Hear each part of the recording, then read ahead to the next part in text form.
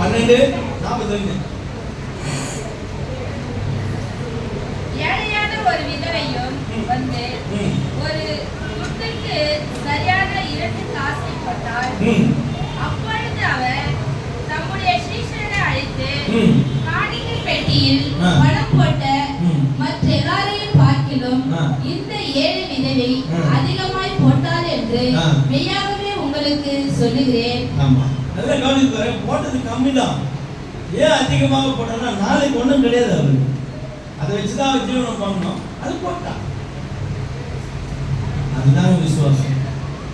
எவ்வளோ பேர் நகையும் என்னென்னமோ போட்டாங்க. ஆனா அந்த விதவை தான் கர்த்தர் ஆசீர்வதிக்கிறார். ஏன்னா நாளைக்கு என்ன ஆண்டவர் பார்த்துப்பார். அல்லேலூயா. நாளைக்கு தினம் கர்த்தருடைய தினம். ஆக தேவனுக்கு பிரியமா.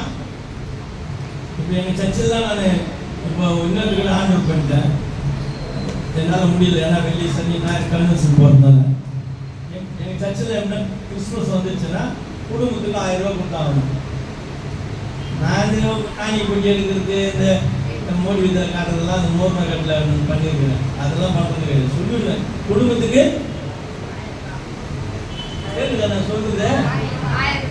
நீங்கள் சும்மா அதை வாய வச்சுனா அப்படி இருக்கிறீங்களா? பயப்படுறீங்க? அல்லேலூயா. வருஷத்துக்கு தானே பண்றோம். வருஷம் ஒரு 1000 ரூபாய் கொடுக்க முடியாதா? கொடுக்க முடியாதா? நீட்டா வரான், எலக்ட்ரிசிட்டி பீஸை பிடிக்க போகிறான். பக்கத்தில் பத்திரம் வாங்கி போய் 2000 3000 கட்டல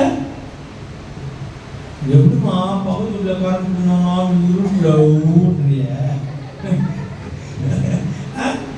ஒரு வருஷத்துல ஒரு குடும்பம் ஆண்டவர்களுக்கு கொடுக்க முடியாதா? எங்க சபையில் சொல்லுவோம், ஒரு 100-150 குடும்பங்கிறாங்கன்னா 150 குடும்பம் 1.5 லட்சம் ரூபாய் கொடுத்துருவாங்க. எப்படி இருக்காங்க ஜனவரி? அவ்வளோ தாராளமாக இருப்பேன். அதை கொடுத்துட்டீங்களே, அதுதாங்க சத்தியம். அல்லேலூயா. அது என்ன தப்பு? ஒரு பாருங்க, ஒரு பாஸ்டர் பிரசங்கம் பண்ணோம், என்னத்தை கொண்டு வந்தோம், என்னத்தை கொண்டு போக போதும். அவங்க வீட்டை போய் பாருங்க, குடும்பமே கும்மி அடிக்கும் ஸ்விம்மிங் பூல்ல போய் ஒரு பங்களா.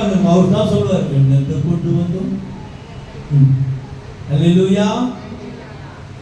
இவங்களாம் சரியா பைபிள் படிக்காம ஓடிட்டு இருக்காங்க.